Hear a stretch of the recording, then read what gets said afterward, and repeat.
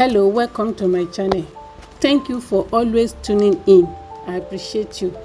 Today I'm showing you how to prepare delicious powdered pap, otherwise called ugi or akamu, from guinea corn. This recipe is ideal for busy families, new moms, and anyone looking to preserve pap for longer shelf life. Plus, you can package and sell your homemade dry pap as a business idea. Stay tuned till the end for tips on how to get the perfect consistency and flavor every time.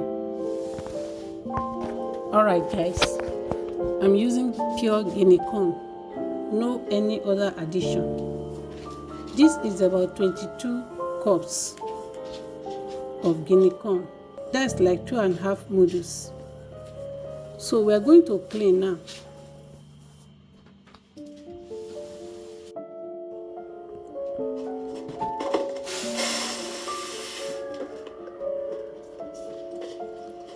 We have to go through this process because guinea corn can harbor so much dirt, especially if bought from the local market. But if you buy yours from the store, the grocery store, is likely not to have this kind of dirt. This particular guinea corn was given to me by a family friend who farmed it directly on his farm. So except for the chaff, it doesn't have much impurities. So like you see me do, I remove all the impurities using my sieve. I'm doing this because I'm not going to sieve the ugi after grinding. So I don't want this chaff in my pap. So I have to gently or painstakingly remove everything about the chaff.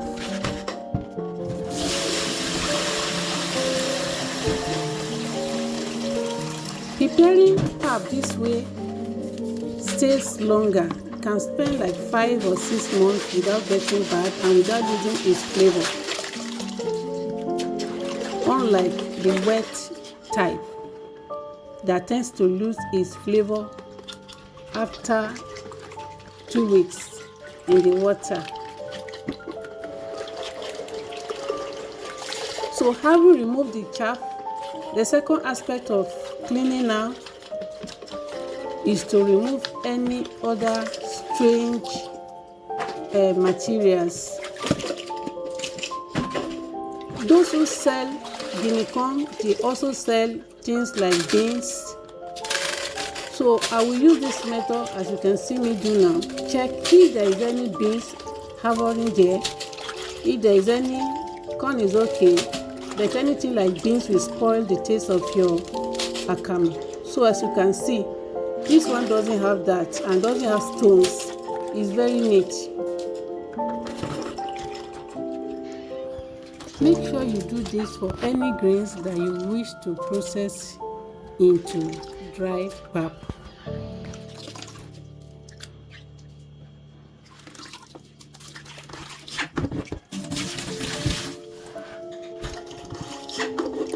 So the third aspect now is to sieve out the stones, sand, small stones and sand that may lock in there. So what I'm doing now, if there is any stone there, you will see everything will settle down here under the bucket. But as you can see, this grain is very neat.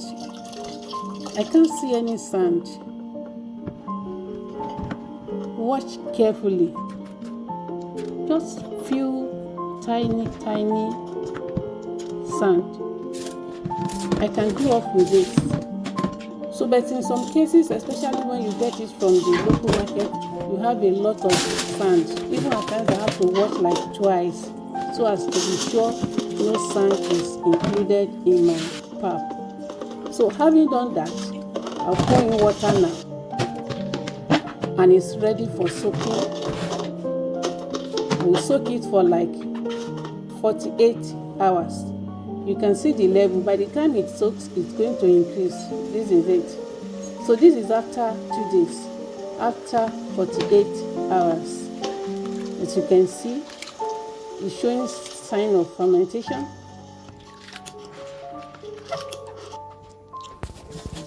So I'll just pour the water off and then go to grind. I'm going to use commercial grinder. The reason being that, number one, I want the commercial grinder to grind it to smooth, very smooth paste, because I am not going to sieve it like I told you before. Feel free to use your blender if you have a very strong blender. So off to the grinder. Alright, we are back from the mill. Let's have a look. Wow, this is very smooth. Very smooth. Please, if you are using a commercial grinder, make sure the engine is properly washed. I have a trusted commercial grinder around me here that is very neat. She washed the engine so clean before grinding my guinea corn. So I have to break up the lumps because I want it to ferment faster. From this stage, if you don't want your own ogi to be sour, just feel free to go and sieve it, put it in the cheesecloth from here. But because I want it to get sour, I will allow it to stay again, sit in the water for the next 24 hours.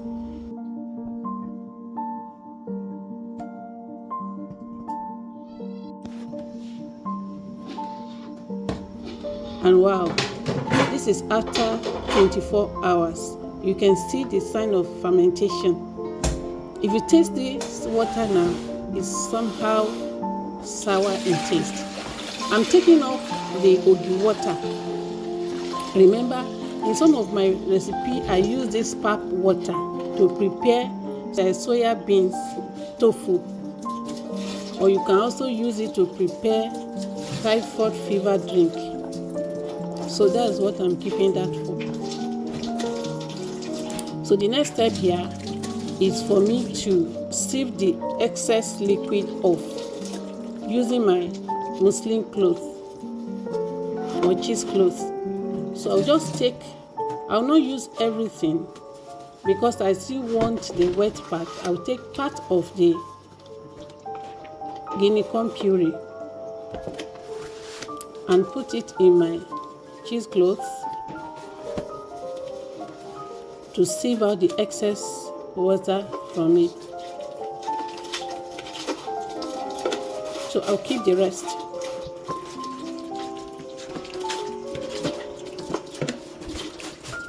For the one that is not sour, I already made one that is not sour.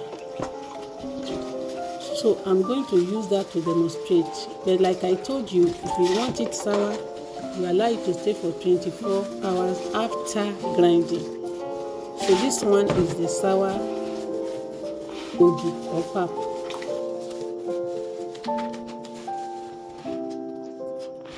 So in order for me to achieve a hard consistency, I'm going to use something that is very heavy and place it on this akamu.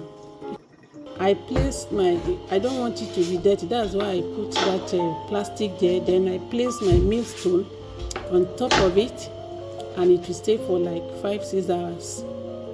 So after some hours, I'm back to it again. And this time around, I now have very hard, yes, it's hard, very hard pap. Off to the next stage.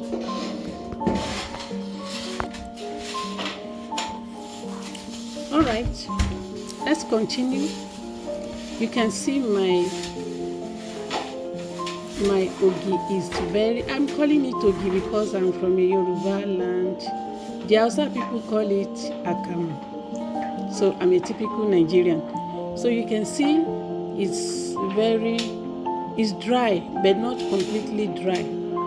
So I'll keep part of this for the other tray. This tray is too small. I will use 2 big trays because I'm going to sun dry. If you are in a wet region, you can use a dehydrator for this purpose, but I'm going to use the sun. We have our area here is sunny, so I'm going to use sun to dry it up. So the next, this is the number 2 tray. I'll just squeeze out. I'll make sure I remove the lumps, break everything down. Then, since we are going to use the sun to dry, I don't want flies to touch my product. So I'm using this net. This is net I normally use to sun dry. So I'll keep it protected and use a clip to keep it off, to keep it from any access into it by any flies. I'll repeat the same process for the next one, and now I have 2 trays off to the sun. I'll be right back.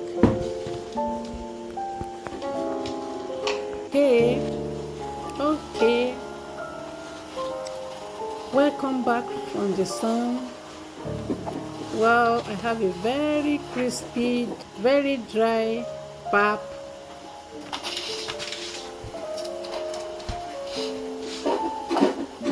It's very dry. I love it. You will notice that I did not put spices like ginger, garlic, and all other things that people used to include in their pap preparation. I have my reason. It's because I don't want this thing to lose taste. Of course, when preparing the ogi to drink, I'm going to add my spices mix that includes all of that.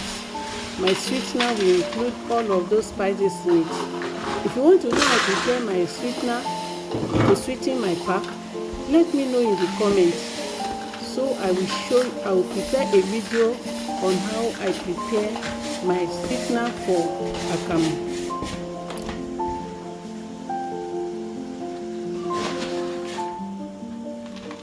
Okay, it's time for me to blend. My blender is very strong. It's very strong, so I use it to prepare both wet and dry milk. It does a good job for me.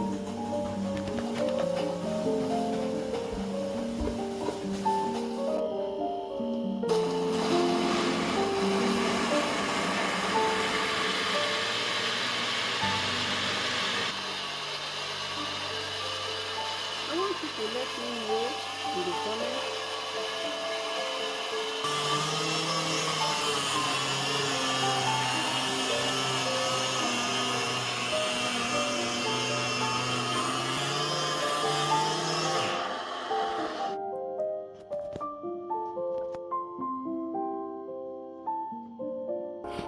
Yeah, this blender does a perfect job for me. Can you see that smooth texture?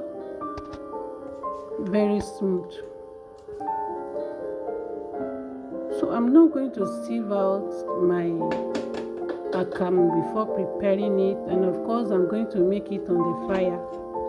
If you like to make your own, can you feel that smooth texture? If you like to make yours off fire, just pouring hot water on it, then you can decide to sieve it out. So it's optional. It's a matter of choice. So I repeated the process and finish up my blending, and this is what I have. I allow it to cool off, and this is after it has cooled off. It is ready for packaging now. I told you I was making 2 types. You can see this one is bright colored. This is the sour, the one that has sour taste. Then this other one here in the blue plate is the one I did without allowing it to stay for 24 hours in the water after blending. So both are equally good. If you prefer, look at it. It's the same thing. It's just the color that changes, and of course the taste by the time you prepare it. So let me know in the comment which one will you prefer. By now you should know which one is my choice. See the one that is plenty. This one that I'm packaging now is my choice. Let me know your choice in the comment. Is it the sour one like the one I'm packing now, or the one that has just the classic taste without the sourness? So I'll package this into a Ziploc bag like you see me do. You are free to use whatever you like. If you have an airtight container at home, you can use it to package your powdered akamu. I prefer to do my pap this way because it allows me to have the choice of making a very clean and healthy akamu pap. If you have people in diaspora, you can do this and send to them. If you also like, you can use this, you can do this as a business and sell it to our people in the diaspora. If you are watched to this time, it means you like this video. I appreciate you very well and I love all of you. Thank you so much. Remember, you'll be promoting and making my channel to grow by liking it, by sharing it with your friends, and also by subscribing. And also let me know in the comment if there is any food you want to know how to process. I'll do well to prepare it in my next videos. I love you all for watching. Thank you so much. I see you in my next video. Thanks for watching. God bless you.